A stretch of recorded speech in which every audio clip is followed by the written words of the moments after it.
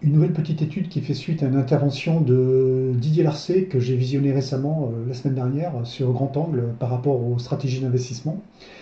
Alors, vous pouvez la retrouver assez facilement. La capsule s'intitule Pourquoi investir au top des marchés est plus rentable. Alors, je mettrai le lien en description. Et en gros, il s'attaque à l'un des dogmes les plus sacrés de l'investissement. On nous rabâche depuis toujours qu'il ne faut surtout pas acheter au plus haut, d'attendre les corrections. Eh bien, lui, il dit exactement l'inverse. Alors, sa thèse, c'est qu'il faut acheter précisément quand les marchés sont au plus haut historique. Et ça, c'est pas simplement une opinion, c'est selon ses analyses, cette approche triplerait vos rendements par rapport à une stratégie qui évite les sommets.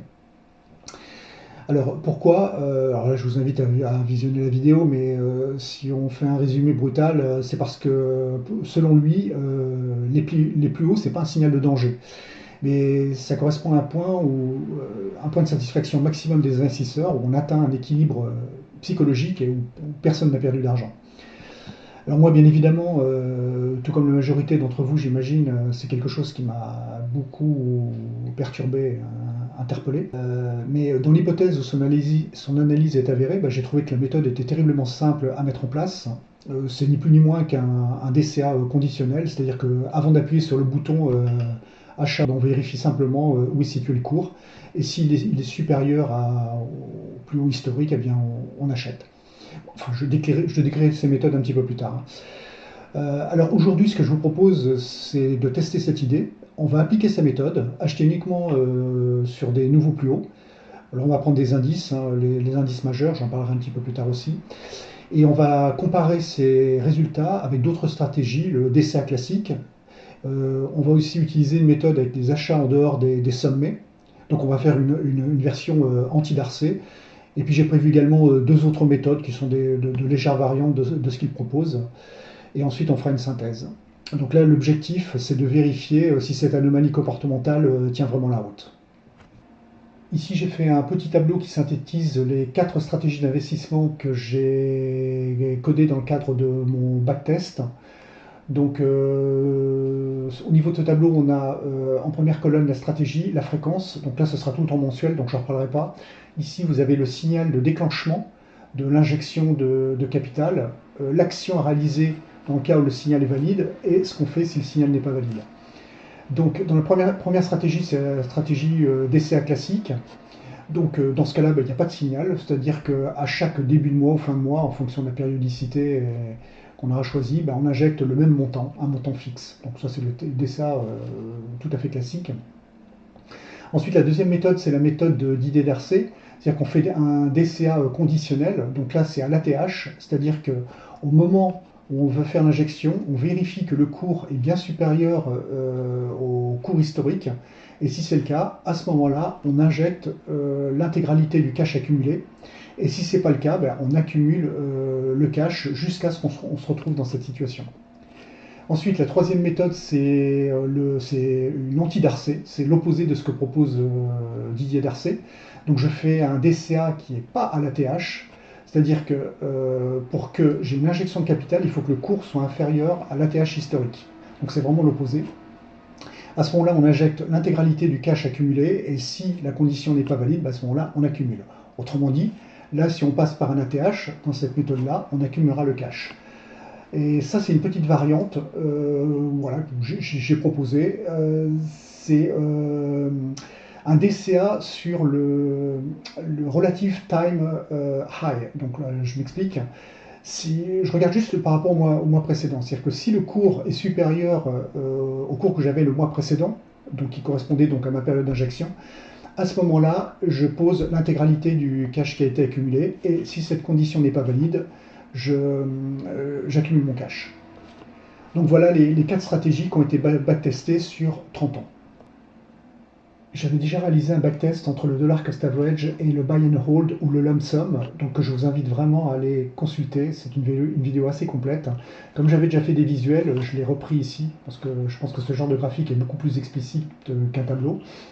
Donc là, je redécris très rapidement le DCA. Donc là, vous retrouvez vos périodes d'injection, donc la T0, T1, T2. Donc là, nous, on est en mensuel, donc l'écart entre ces deux points-là, ça va être un mois.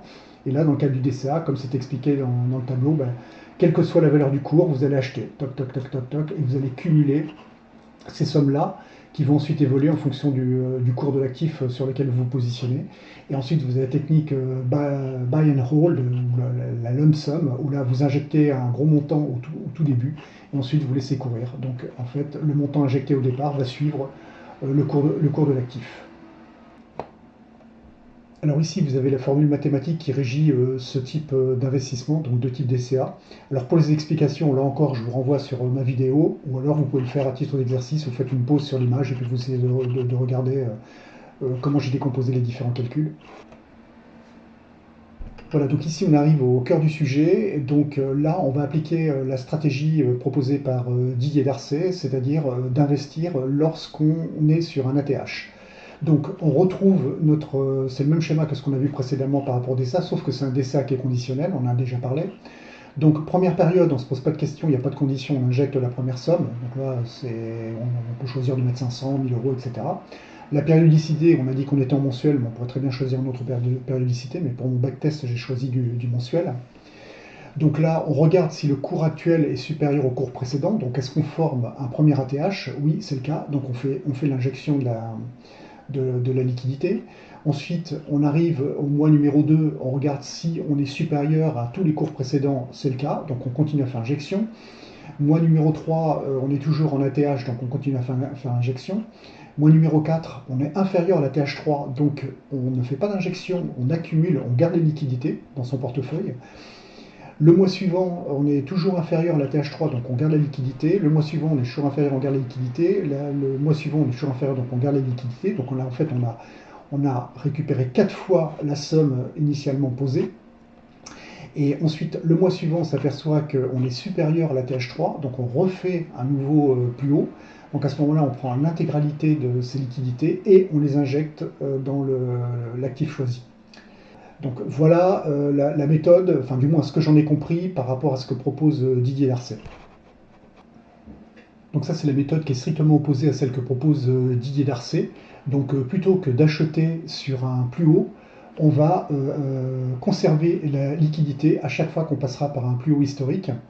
Donc si on reprend le graphique, ici sur la première période on fait l'injection classique, celle qu'on faisait dans le cadre d'un DCA tout à fait basique.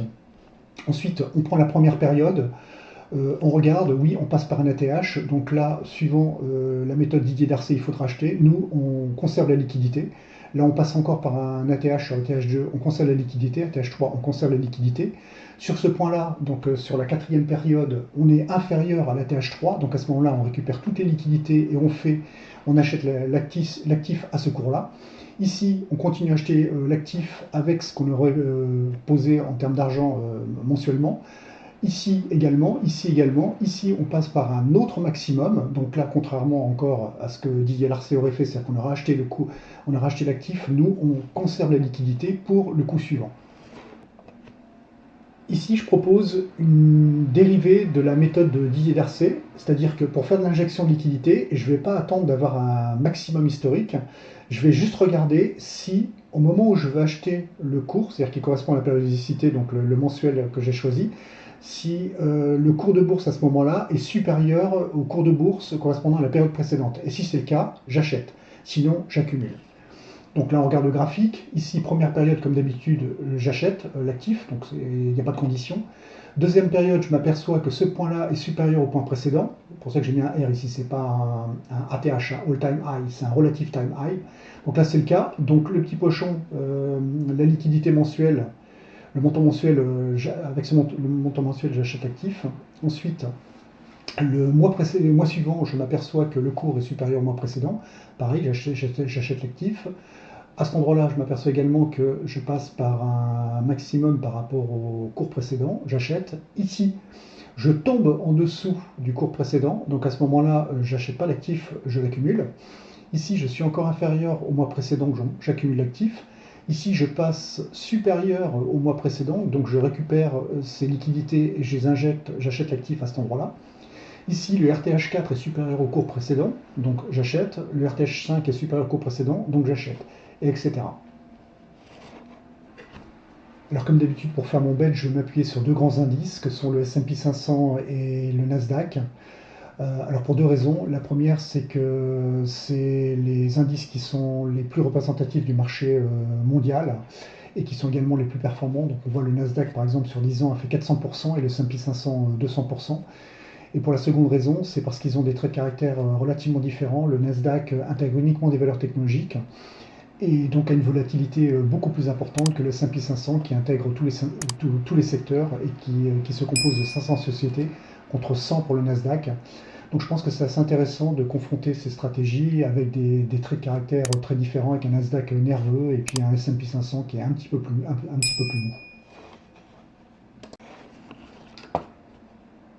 On arrive au verdict. Donc là, c'est la courbe de performance sur le S&P 500 sur 30 ans qui va de 95 à fin 2024. Donc là, vous avez le buy and hold, c'est la courbe bleue, c'est-à-dire que là, vous avez acheté au tout début et ensuite vous avez attendu. Donc là, vous suivez les gains et la performance du S&P 500. Ensuite, vous avez le DSA classique qui nous fait un 326% avec 360 versements, ce qui est logique, vous avez 30 ans. Donc c'est la courbe jaune, donc la courbe jaune qui est confondue avec les autres courbes. Et ce qu'on va voir, donc là, il y a deux courbes confondues, on va pas trop s'en occuper, on va juste s'occuper de celle qui est en dessous. Celle qui est en dessous, c'est laquelle? C'est la méthode à l'ATH, c'est la méthode de DLRC. Moi, je suis arrivé à 267% avec 82 versements. Autrement dit, sur toutes les techniques, la moins performante, c'est celle qui consiste à faire des injections de capital sur l'ATH. Alors j'ai vérifié les calculs, je ne pense pas m'être trompé, j'ai fait un double check, etc. Et en gros, quand on regarde la courbe, on comprend un peu ce qui se passe. Si par exemple, vous regardez entre cette période-là et cette période-là, il n'y a pas eu d'injection de capital, parce que là, en fait, vous n'aviez pas passé un ATH, donc il y a eu une accumulation de cash. Donc là, vous suivez la performance de l'indice par rapport à ce que vous avez injecté à cet endroit-là. Et ensuite, là, tout d'un coup, vous voyez un gros décrochage. Pourquoi? C'est parce que là, vous avez accumulé de la liquidité et tout d'un coup, vous la déversez. Donc vous déversez de la liquidité et si vous faites votre rentabilité, vous avez plus de liquidité injectée et le même gain. Donc mécaniquement, vous avez votre performance qui est dégradée. Et ensuite, une fois que vous avez dégradé cette performance-là, parce que là, vous avez injecté une grosse partie de la liquidité, vous passez en dessous de la courbe, je dirais, naturelle d'un DCA. Et après, pour récupérer, c'est extrêmement lent. Et même là, vous ne récupérez jamais. Donc, la bilan, la performance la moins bonne de toutes les techniques proposées ici, c'est celle qui correspond au DCA sur l'ATH. Autrement dit, la méthode de Didier Larcey. Alors, il est possible que j'ai pas bien compris la méthode dont il fallait l'implémenter, d'autant plus qu'elle n'est pas clairement explicitée. Et si c'est le cas, il ne faut pas hésiter à me le signaler. D'ailleurs, cette vidéo, je vais m'arranger pour qu'elle soit visible sous la vidéo de Didier Larcey, pour qu'éventuellement il réagisse. Enfin, en tous les cas, moi, là, sur 30 ans, je ne vois pas de performance, d'amélioration de performance. Alors après, ce que je me suis dit, c'est peut-être un petit peu lié à la période que j'ai sélectionnée. Donc là, on voit, je suis rentré en 1995 et je suis sorti en 2024. Donc dans ce graphique, ce que je me suis dit, c'est que je vais décaler la date d'entrée de mes investissements, la première date d'investissement. Donc là, si on prend par exemple celle-ci, là je considère que je suis rentré en 1995. Autrement dit, j'ai l'intégralité de cette performance-là. Je suis rentré là, je suis sorti là. Et la performance que j'ai obtenue, si on prend par exemple ces deux courbes-là, c'est de l'ordre de 5% annualisé. Ensuite ici, par exemple, si vous prenez 2000, là je considère que je suis rentré en 2000. Là après j'ai tous les points intermédiaires. Là je suis rentré en 2005, etc., etc. Donc si je prends ce point particulier, là je rentre en 2015 et je sors fin 2024. Et je fais mon calcul de rentabilité annualisée.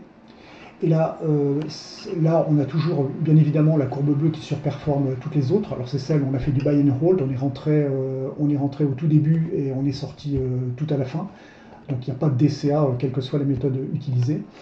Et là, si on regarde la courbe qui est la plus basse, ben, je vous le donne en 1000, c'est la courbe qui correspond au DCA à l'ATH. Autrement dit, la méthode proposée par Didier Darcey. Donc là, on a une performance moyenne qui est de l'ordre de 5,7%, c'est-à-dire quasiment 1% inférieur à ce que toutes les autres méthodes proposent. Donc là, moi, je suis assez surpris de ce que peut annoncer Didier Darcey parce qu'il parle d'une performance 3 fois supérieure à toute autre méthode. Là, moi, je suis loin du compte. Alors, peut-être que je me suis trompé quelque part. Et encore une fois, il ne faut surtout pas hésiter à me faire remarquer. Je peux même partager mon code, il n'y a pas de souci. Bon, ben maintenant on va aller sur le Nasdaq, peut-être qu'on aura de meilleurs résultats. Donc là, pareil, la courbe bleue, c'est le buy and hold. Ensuite ici, les courbes confondues, on ne va pas s'en occuper pour l'instant, on va juste regarder la courbe qui est détachée. Et la courbe qui est détachée, celle que vous voyez là, c'est celle qui correspond à la méthode de Didier Darcé, c'est-à-dire le DCA à la TH. Donc là, on voit tout de suite les performances. On est à 407% contre à peu près 600% pour toutes les autres méthodes. Et bien évidemment, le buy and hold qui surpasse tout. Alors au passage, regardez la performance quand même sur 30 ans du Nasdaq. Donc là, on est à 2513%, alors que sur le S&P 500, on était à 1517%. Donc on voit quand même que le Nasdaq surperforme largement le S&P 500, mais avec un drawdown bien plus important, bien évidemment. Mais revenons à le mouton. Donc là, c'était plutôt intéressant, c'était plutôt bien parti, parce que acheter à la TH, ici on s'en sort plutôt bien, là, donc on surpasse tout le monde, etc. Et puis là, qu'est-ce qui va se passer? Ici, regardez ce gros décrochage, ça correspond à quoi? C'est parce qu'ici, vous avez empilé énormément de liquidités. Tous les mois, vous avez empilé la liquidité, et là, tout d'un coup, vous la déversez dans votre compte. C'est-à-dire que quand vous faites votre calcul de rentabilité, comme j'expliquais tout à l'heure, c'est le gain divisé par la somme que vous avez injectée. Et là, tout d'un coup, votre performance se casse la figure. Et puis du coup, vous passez en dessous toutes les autres et vous rattraperez jamais. Donc là, pour le Nasdaq, j'ai l'impression que c'est encore pire que pour le S&P 500.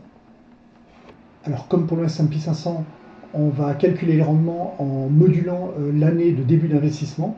Donc là, on démarre en 95, ensuite on démarre en 96, etc. Puis ensuite, on calcule les rendements annualisés, exactement comme on l'a fait pour le S&P 500. Donc la courbe bleue, comme d'habitude, c'est le buy and hold qui surperforme quasiment systématiquement toutes les autres stratégies. La seule qui va nous intéresser, c'est celle qui est en dessous. Pourquoi? Parce que c'est celle qui correspond à la méthode que propose Didier Larcher, c'est-à-dire de faire une injection sur les plus hauts historiques. Là, on voit que systématiquement, on est quasiment en dessous toutes les autres méthodes, avec en plus, en bonus, enfin, si on peut appeler ça un bonus, un peu plus de volatilité. Et si on regarde globalement la performance, ben, on est 1%. En moyenne, on est 1% inférieur par rapport à toutes les autres méthodes. Donc là encore, même avec le Nasdaq qui a un comportement très différent, on a malgré tout un point commun, c'est que la méthode qui consiste à faire des injections de liquidité sur les plus hauts sous-performe systématiquement toute autre méthode basée sur du DCA. Alors que conclure de tout ça? Alors, sur tous les backtests, on l'a vu que j'ai réalisé, que ce soit sur le S&P 500, le Nasdaq, avec 30 ans d'historique, les résultats ne confirment absolument pas ce qu'annonce Didier Larcé. Mais je tiens à dire clairement que c'est pas du tout une attaque. Je suis un grand admirateur de son travail et je le suis régulièrement et je partage beaucoup de ses analyses, notamment sur tout ce qui touche la psychologie des marchés. Alors, plutôt que de tirer des conclusions hâtives, je préfère envisager deux hypothèses. Alors, premièrement, peut-être que je n'applique pas sa méthode exactement comme il l'a conçue. Peut-être qu'il y a un détail, une subtilité que j'ai manqué, ce qui est possible. Hein. Et deuxièmement, il est possible qu'il l'ait testé sur d'autres types d'actifs, des marchés émergents, des matières premières ou toute autre chose, et pas sur les grands indices actions comme le S&P 500 et le Nasdaq. Donc il n'en a pas parlé explicitement, donc je ne sais pas. J'ai peut-être un petit peu trop extrapolé. Mais quoi qu'il en soit, je termine ce backtest un peu frustré, parce que j'adorais l'idée de voilà, une règle ultra simple basée sur un signal objectif le plus haut historique. C'est facile à repérer, sans indicateur, sans bruit. Bien plus simple en tout cas que de chercher un plus bas local, surtout quand le marché est assez volatile. Mais les chiffres sont têtus et pour l'instant, ils ne jouent pas du tout le jeu de Didier Larcé. Alors, si cette vidéo vous a plu, n'hésitez pas à liker, commenter ou partager. Ça me motive énormément à continuer à publier mes tests, mes erreurs et mes découvertes. Et je vous dis peut-être à très bientôt.